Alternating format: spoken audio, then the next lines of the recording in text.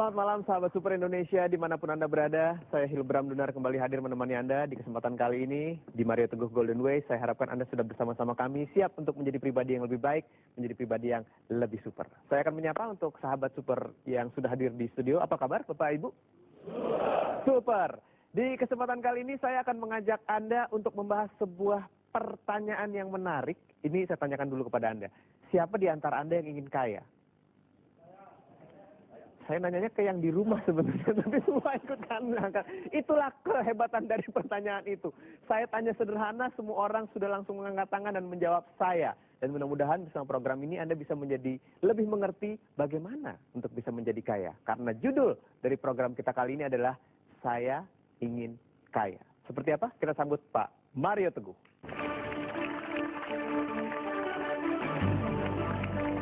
Terima kasih.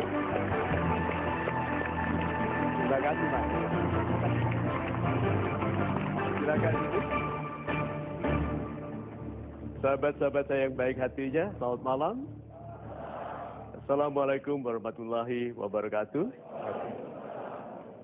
Dan salam sejahtera bagi kita semua. Sahabat-sahabat saya yang ada di rumah atau dimanapun Anda berada.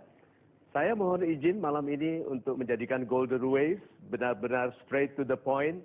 Tidak berpura-pura mengenai kekayaan. Kita ingin kaya. Aku ingin kaya.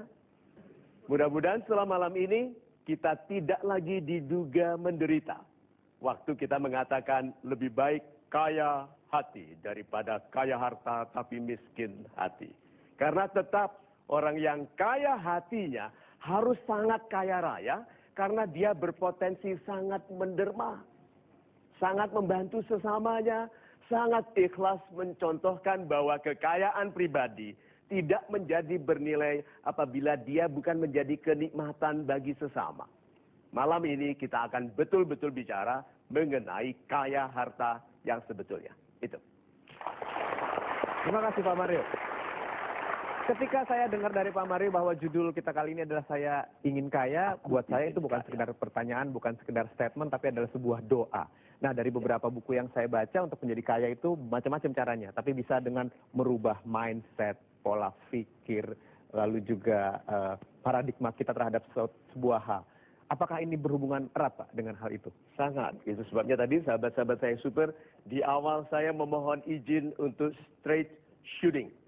Itu sebabnya tadi saya katakan, yuk kita bicara betul-betul kaya. Dalam artian uang, harta, kewenangan untuk belanja.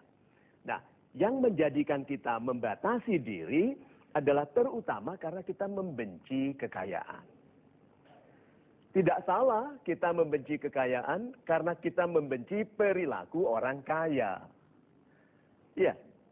Lalu kita kesulitan memisahkan antara orangnya dengan kekayaannya, lalu kita membenci kekayaannya, lalu siapapun yang kelihatan kaya kita benci.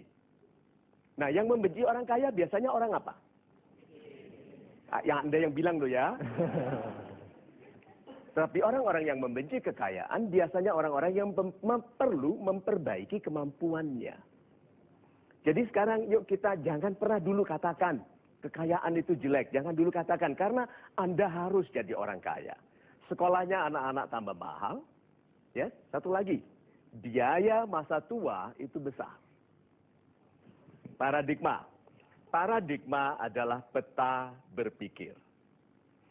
Ada orang yang paradigmanya straight. Kalau aku ingin kaya, maka aku berperilaku yang menjadikan aku pantas dibayar mahal. Itu straight. Tapi ada yang bilang, aku nggak ingin kaya. Tapi kalau punya uang banyak mau? Mau. Banyak orang berpura-pura mengenai kekayaan dan Tuhan tidak suka orang yang berpura-pura. Berarti dia membatalkan doa. Berarti dia bisa harusnya doa minta langsung kepada yang maha kaya.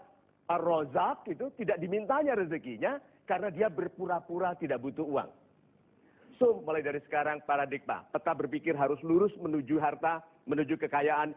Bukan karena kita mau melebihkan diri di atas orang lain, tapi mau menjadikan diri lebih berguna bagi orang lain. Itu paradigma. Mindset. Banyak orang dalam mindsetnya. Ini mindset ya.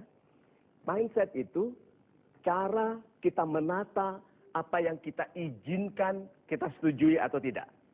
Jadi banyak orang yang di dalam dirinya itu yang boleh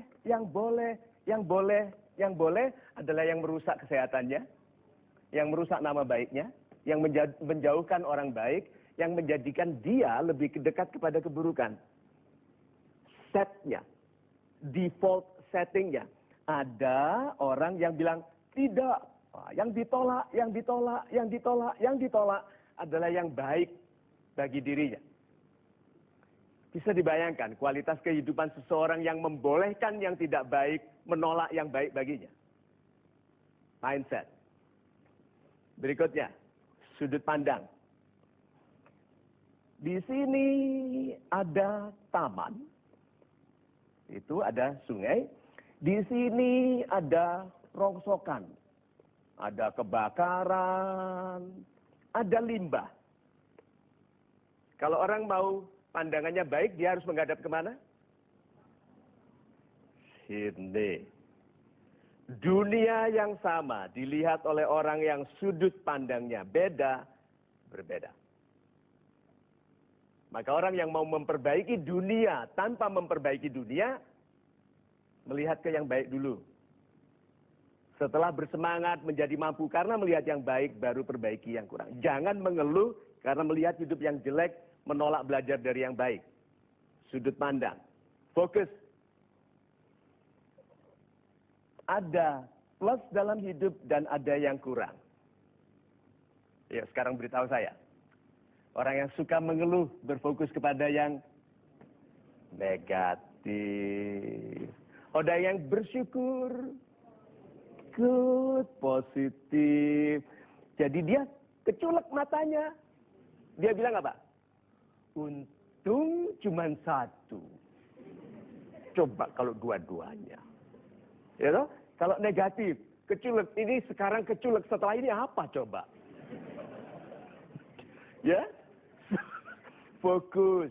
Nah, kita itu harus tahu bahwa yang menjadikan fokus kita tumbuh menjadi pohon besar. What you focus on grows. Yang menjadi fokus Anda tumbuh. Orang yang berfokus pada pergaulan yang menghasilkan banyak hasilnya. Orang yang bergaul hanya dengan orang-orang yang hanya menyenangi sesuatu, tidak produktif, akan banyak kesenangannya, tapi tidak menghasilkan apapun. Yang kita fokuskan tumbuh, dan yang terakhir, obsesi.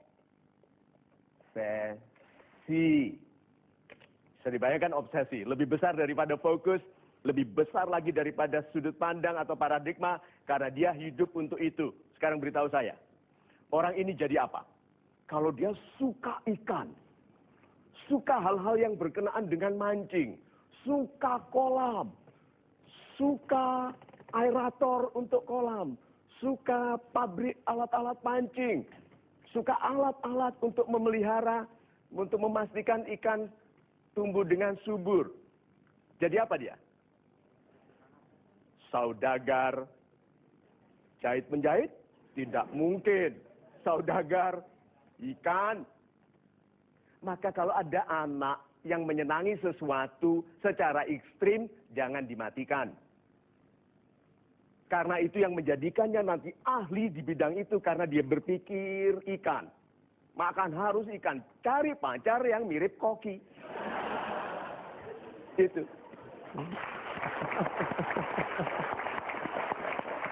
Baiklah, saya akan segera kembali dengan pertanyaan dari sahabat super yang sudah hadir di studio, yang mudah-mudahan juga mewakili pertanyaan Anda yang sedang menyaksikan acara ini lewat televisi. Jangan kemana-mana, kita akan segera kembali di Mario Teguh Golden Way. Minta, lalu upayakan untuk mendapat yang kita minta. Sebetulnya tidak ada badan yang rajin atau malas, hanya tinggal badan Anda patuh atau tidak.